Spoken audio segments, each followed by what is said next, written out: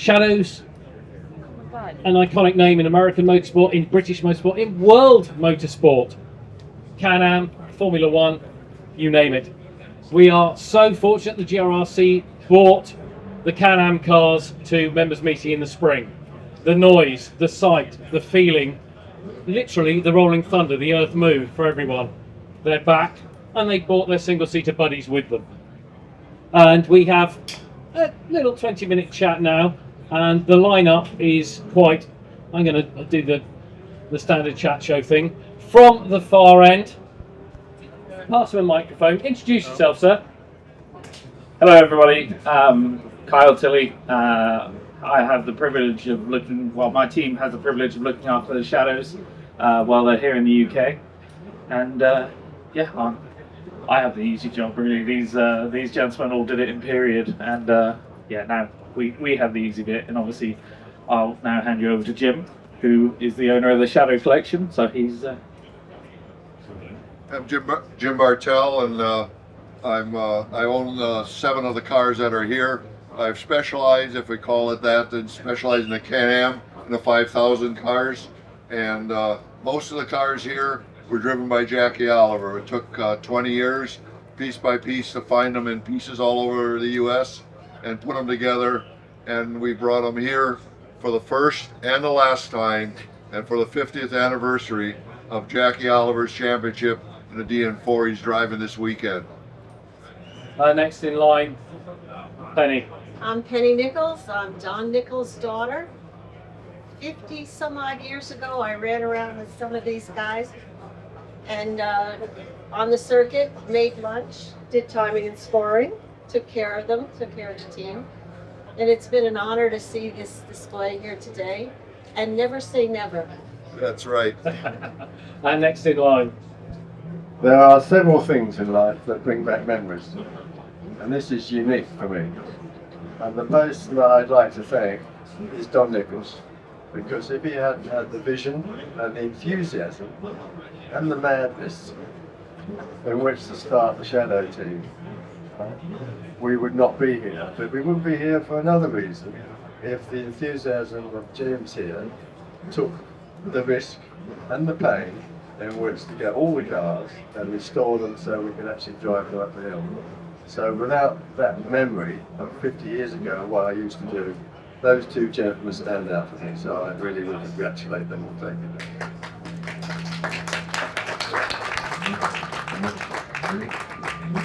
And next in line, Trevor. Hi, my name is Trevor Harris. In late 1968, I had the really good fortune of meeting an extremely unusual individual. His name was Don Nichols. He and I got it off together quite well.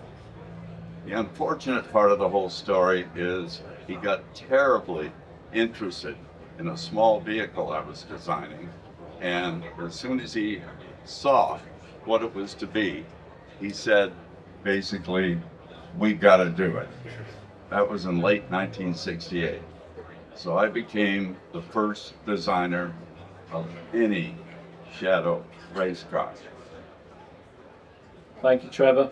And last but by no means least, sir. And then I'm Tony Southgate. I joined, with Don and Jackie. We started Shadow in Northampton, Shadow UK that is, and I designed the cars from then on I call them DNs, which is Don Nichols, DN1 right up to DN9, and which were Formula 1, Can-Am and 5,000. We even had a Matra in Formula 1 at one stage, but we only made one of those. But all I remember is it was a hell of a lot of darn hard work, but I survived anyway. You did, sir. Now, Jackie, I'll take you back. It's 1969. You're a Lotus Formula 1 driver. You've won Le Mans, but you had ambitions above a mere driver's status, should we say. You were thinking of the future. How did Shadow come into your career as a British race car driver? The truth of the matter is, when you're youthful, you have an idea of what you want to do. I mean, I bet all you guys, all you girls sitting there, when you were in your early teens maybe, you wanted to do something. I was lucky enough to be able to do it. Right, make a career and a living out of driving race cars. But I tell you what, I'm lucky to be here. Because I survived a very risky business. And you mentioned Lotus. I drove for Colin Chapman for 3 years. In Formula 3, Formula 2 and Formula 1. Formula 1 was more of a macabre opportunity with Jimmy Clark dying in my Formula 2 car while I was racing a Jaguar at Vantage. So I was launched into an innovation with Colin Chapman. They had a bit of a reputation. The trouble is with race drivers, if they say, do you want that slower car or that faster one that might break? All those race drivers say, that one please. Yeah. So I got away with it. And Colin, yeah.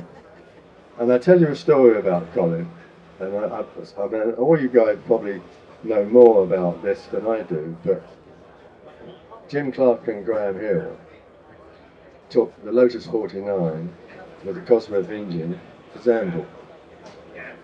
And they did it in 1967 when I was testing cars and driving cars for Colin. So I was the first one to drive the innovation of a monocoque with a stressed engine in the back at Snetterton to do a shakedown.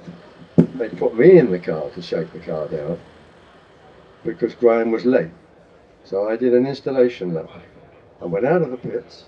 The first time the Lotus 49 went down the straight, which was a bit longer then than it was now, and I put the brakes on very gently to come to a halt, to take the hairpin, and the steering wheel collapsed into the dashboard. No steering, couldn't take the thing back to the pits. Jim Enderwright, the chief mechanic, turned up, and he said, oh dear, I didn't think that would work. And I said, what have you done? He said, well, Colin wanted to make an adjustable steering column with one tube inside the other with a row of holes, so you could adjust it between Jimmy and Graham Hill being different sizes. To save weight, he used a 1BA bolt through the hole. So when you turned it, it just snapped off. And he said, well, we'll fix that for the race. And Jimmy went and won in that car in Zandvoort the following weekend. Interesting man I drove for. Was that the question? That's close enough. That's a good enough answer for me. Now, to the designers, you guys. You said Don fell in love with the car, and then you were on a roll, Trevor. Of all race car designers, is to design a winning car. That's the object of race car. And that's the primary objective of race car designers. And I had looked at the way cars were being developed at that time, and I felt that it was time to build an ultra low drag car that had the same kind of horsepower as anybody else.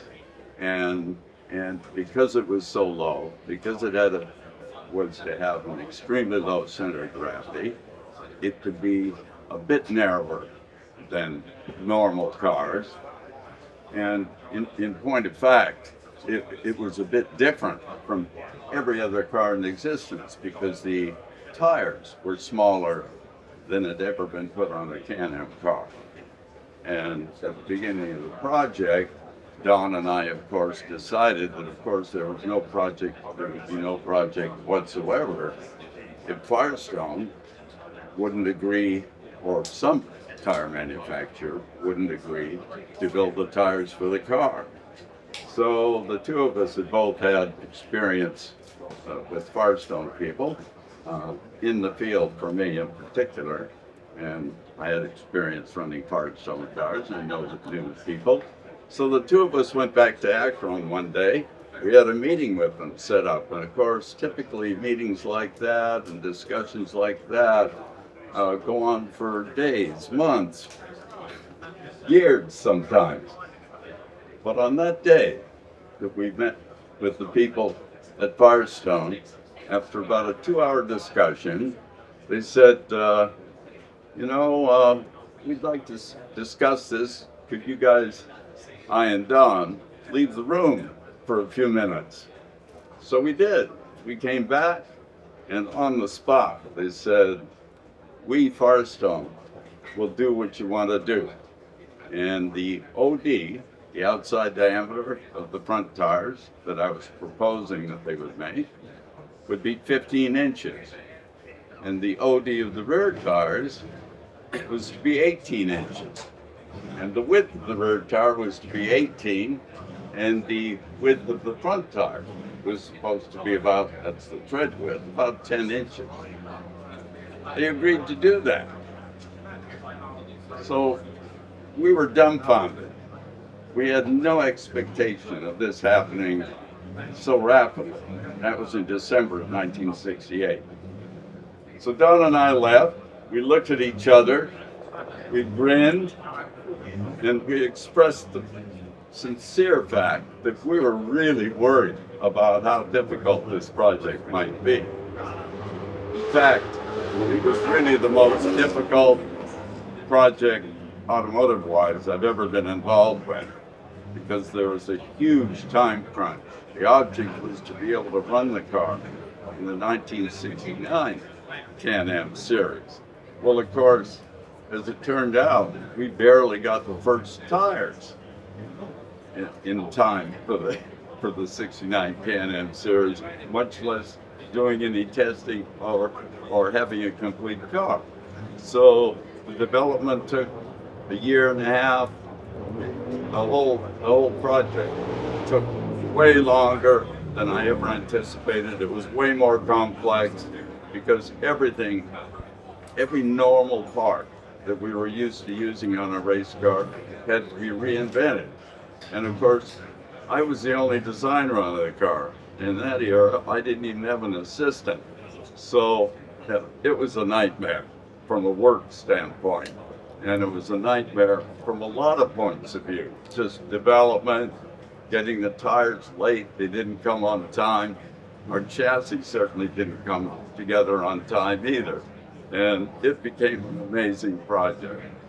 And although the original cars, which were to have originally, because the car was so small, the brakes were so small, I included a lot of air brakes on the car, 5 movable air brakes to help that original car slow down. But in early '69, the FIA banned movable aerodynamic devices. So I was not able to incorporate some of the key features which you see here today, which Jim Bartell has incorporated in his phenomenal reconstruction. And anyway, he's brought the Mark I Shadow back to life in a way that it never was seen in its own time. So anyway, it was a difficult project. It was not a winning race car by a long shot. I only stayed with Shadow for 2 actual races with the cars. We were out of money. We were out of a lot of things. But I must say that Don Nichols never gave up. He's one of the most fantastically driven race car owners I've ever known. He didn't give up. He kept going. He found Universal Oil Products as a phenomenal sponsor, and that was sometime in late '70, after I had left the project. And what happened to Shadow after that was phenomenal. What drove your father? The man was driven, and I've always told them, someone who has tunnel vision and only saw one thing, and let the pieces fall where they may around him, and there was nothing else in his way except what he wanted. Be it family, be it money, be it this. No, he's going to go straight ahead, and that was the only way he knew. Very fair. Single-minded purpose. And Mr. Southgate. No, I met Jackie when I was a BRN, designing the BRN. Jack was one of the drivers. And the end of '72, when by then they all unfortunately the VRM engine was running out of steam. He came along and said he and this man called Don Nichols, who I of course never heard of, wanted to start a team in the UK, a Formula 1 team. Would I be interested in joining them? And so I said, well, it's going to have a Cosworth engine. Well, that's good because all the cars, all the races we've been won by Cosworth engines cars. So I said, right, well, let's go for it. And then overnight, it happened. I mean, the DN1 was drawn in my garage, complete, from end to end, in 3 months, and we were on the track. That's the level we're going. We didn't have a workshop. We created a workshop in Northampton. Literally, it was a bit of a rundown old factory, and the mechanics were making benches and all this sort of thing. But anyway, we made it to the first race, and we were there all in about 3 months. It needed a bit of development, but we sort of ran out of development time because Don wanted a Can-Am car as well, so that was the DN2. So all hands to the DN2. So it detracted from the development of the first car, which is a pity because I think it had a good potential, but we never extracted it. From then on, it was just a list of cars. Don was very keen, always having a Can-Am car or another car like a Ford 5000. So this basically just doubled all the workload, which is a bit tricky, but he was a very pervasive man. He would always get you to do what perhaps you couldn't really do, but he managed to get you to work night and day until it was done. And it worked out. It was good for quite a long time. But it was, as Jackie said, it was very difficult times. The 60s, 70s were phenomenal from the race car design point of view. I mean, by far the best period. I mean, if I had to do it again, I'd go straight back to that period. I wouldn't want to do modern racing at all outside of that. It doesn't appeal to me. But the 60s, actually the end of the 50s, it really was taking off in this country. I didn't start till 62, but the rule books were very small, not like nowadays, where the rules, you need a lawyer with you to sort of read the rules. The rule book was minute. You needed a massive scope, like Trevor. You could do what you like, within reason, until they banned movable jobs, but you could really have a go. But unfortunately, the cars are getting very quick, and you start having lots of accidents, like Jackie was saying.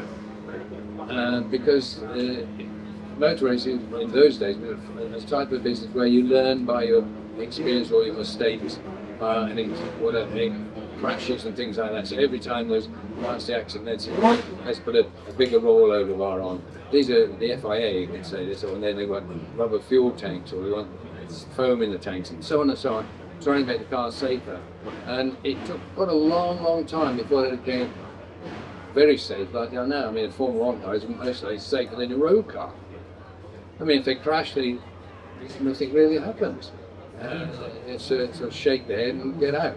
But in my day, it was scary, very scary. As Jackie was saying, I remember an accident you had in that Lotus 49, was it at Brands Hatch or somewhere? A really big crash.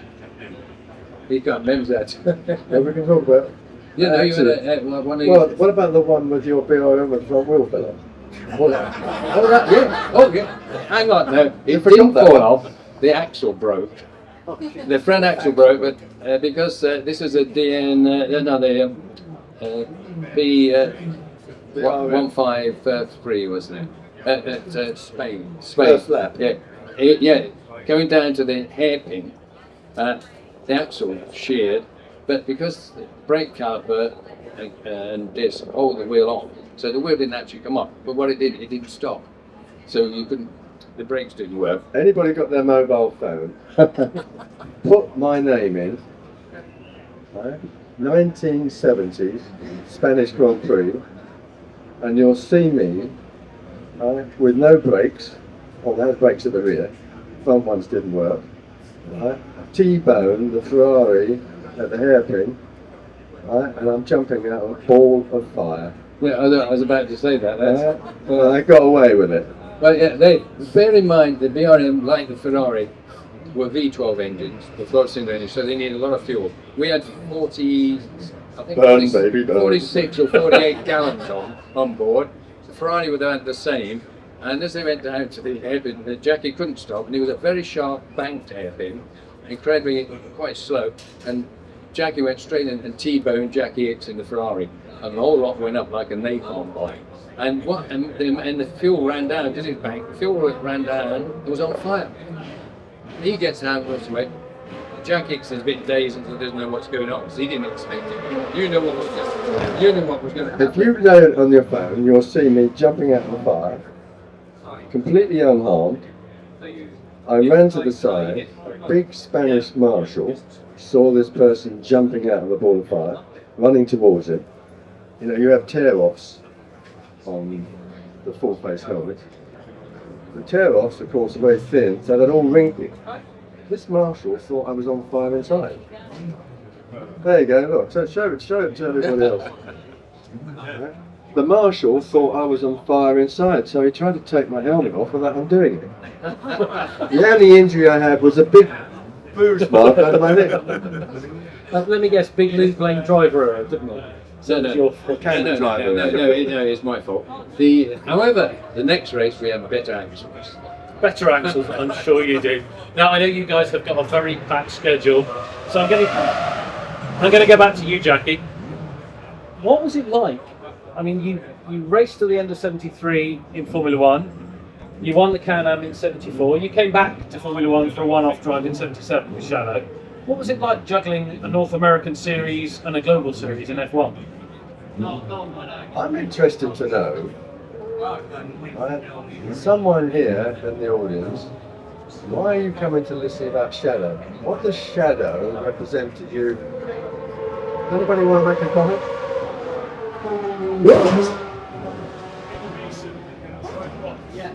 What? Innovation, thinking outside the box. That's what Don did, didn't he? Yeah, I spent a lot of time thinking so far outside the box, further than any person should ever think on any one car. He tried as a young girl to explain it to me. He says when a car has to go fast, it has to make a smaller hole in the air. And I remember, and then it has to be very thin. And he was using. I had an interesting experience in the men's gentlemen's changing room this morning. Oh, you didn't tell me about that. An Italian came up to me. Well, I'm Massimo. You're with Ferrari, with Shadow. And I said, well, why are you here? He said, because I've got a Shadow DN4. Can I show a picture of it? He had a DN1 Formula 1 car Shadow on his wall in his new house. I said, Massimo, why did you decide on Shadow? In Italian, he said, because of Don Nichols. Just like that. And it stunned me, because I thought, well, you didn't watch the cars in period, but you must have read something about the Shadow. And you're right. Innovation. Interesting, isn't it? Thank you all for coming and joining us. Thanks to the GRMRC for drawing this together. If you want to know more about the Shadow story, Racing in the Shadows, an illustrated retrospective, is available now. John Nichols is stood there, the author. Put your hand up, John. He's drawn the threads of this astonishing story together. Have a read. And to the 6 of you, fantastic people who all play a major part in the Shadow story from 50 years ago to today, thank you so much for your time. Thank you.